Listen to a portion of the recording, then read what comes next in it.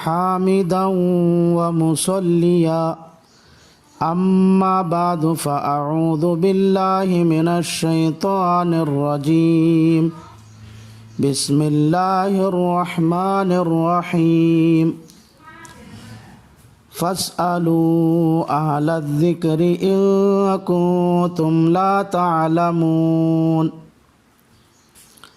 صدق الله مولانا العظيم وصدق رسوله النبي الكريم ونحن على ذلك من الشاهدين ومن الشاکرین۔ یہ مسائل کے مذاکرے کی مجلس ہے۔ اس مجلس میں لوگوں کو پیش آنے والے مسائل کا مذاکرہ کیا جاتا ہے۔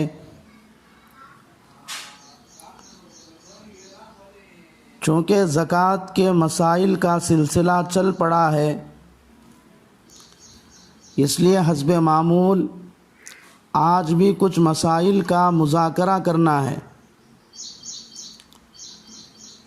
پہلا مسئلہ یہ ہے، زکوٰۃ میں کتنا مال دینا فرض ہے؟ اس کا جواب یہ ہے،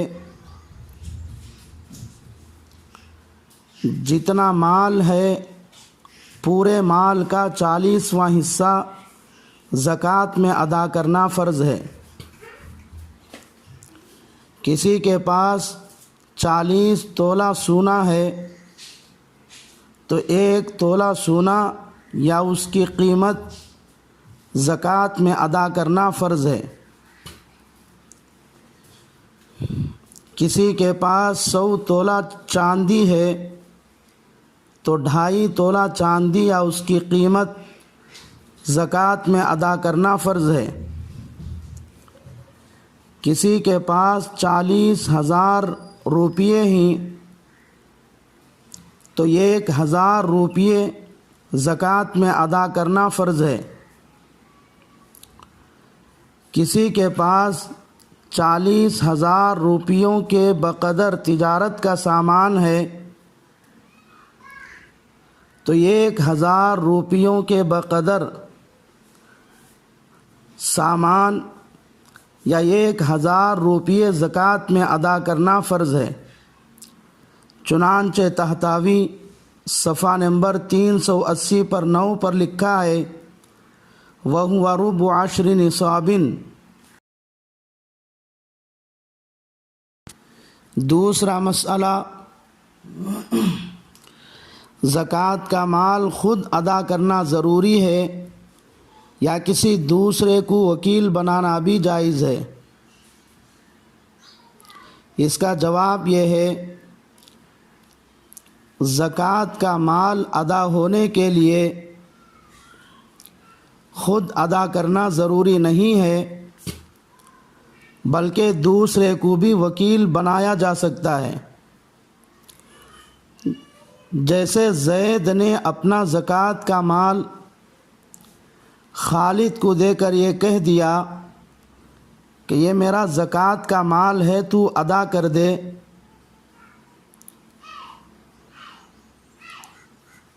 تو یہ جائز ہے، اور خالد کے ادا کرنے سے بھی زید کی طرف سے زکوٰۃ ادا ہو جائے گی۔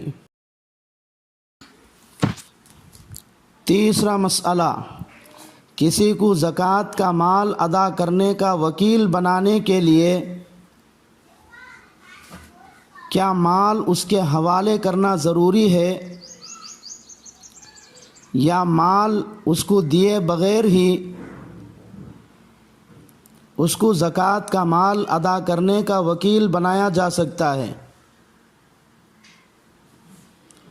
اس کا جواب یہ ہے کہ کسی کو زکوٰۃ ادا کرنے کا وکیل بنانے کے لیے مال اس کے حوالے کرنا ضروری نہیں ہے، بلکہ مال دیے بغیر بھی زکوٰۃ ادا کرنے کا وکیل بنانا درست ہے۔ جیسے زید نے خالد کو زکوٰۃ ادا کرنے کا حکم دیا لیکن اس کو مال نہیں دیا، بلکہ یوں کہا تو میری طرف سے زکوٰۃ ادا کر دے، بس خالد زید کی طرف سے زکوٰۃ کی رقم ادا کر دیا،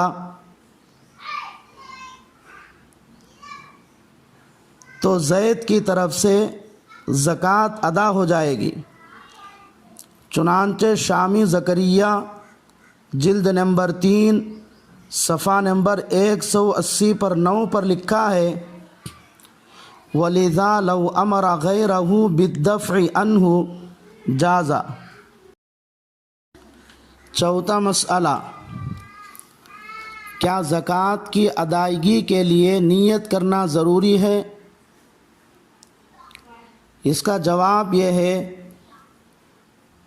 ہاں، زکوٰۃ کی ادائیگی کے لیے نیت کرنا ضروری ہے۔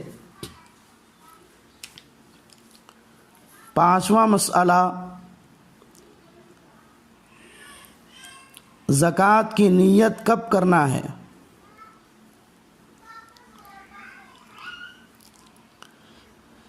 اس کا جواب یہ ہے، پورے مال سے زکوٰۃ کی رقم الگ کرنے کے وقت یا زکوٰۃ کی رقم خود اپنے ہاتھوں ادا کرتے وقت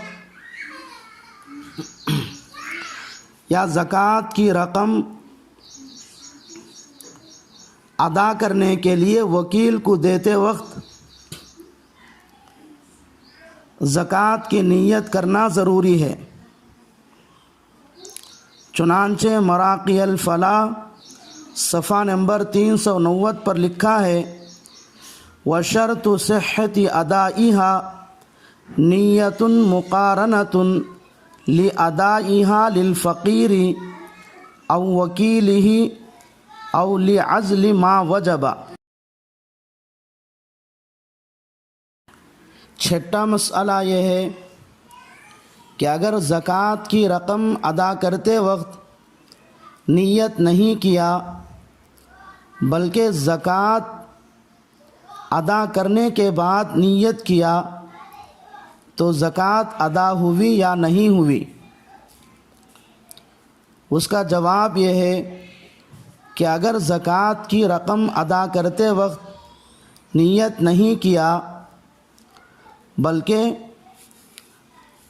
زکوٰۃ ادا کرنے کے بعد نیت کیا ہے تو دیکھا جائے گا کہ زکوٰۃ کا مال لینے والا وہ مال خرچ کر دیا ہے یا نہیں۔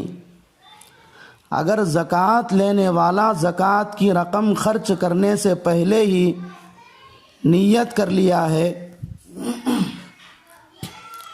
تو زکوٰۃ ادا ہو جائے گی، اور اگر زکوٰۃ لینے والا زکوٰۃ کی رقم خرچ کرنے کے بعد نیت کیا ہے یا زکوٰۃ لینے والا زکوٰۃ کی رقم خرچ تو نہیں کیا لیکن وہ رقم اس کے پاس سے ضائع ہو گئی، جیسے گم ہو گیا یا چوری ہو گیا، ان دونوں صورتوں میں زکوٰۃ ادا نہیں ہوئی، دوبارہ زکوٰۃ کی رقم ادا کرنا ضروری ہے۔